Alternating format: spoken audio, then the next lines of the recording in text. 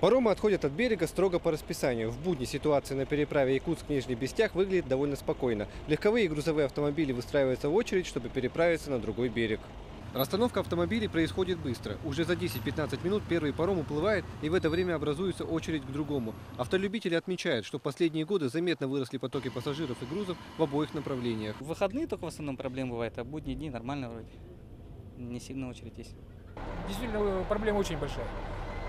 Выходные дни. Пятница отсюда, воскресенье оттуда. В выходные всегда это проблемы.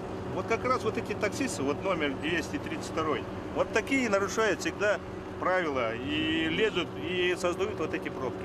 Для многих автолюбителей вопросы переправы в выходные дни остаются больной темой. По их словам, зачастую с большим потоком автотранспорта малое количество речных судов справиться попросту не могут.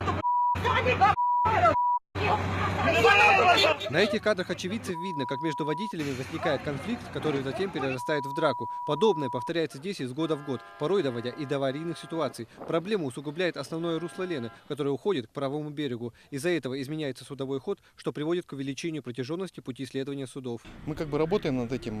Сейчас на данный момент, получается, объединившись со всеми судовладельцами, то есть, мы заключили договор на проектирование дополнительного судового хода, что, получается, убавит время рейса в пределах где-то 30 минут.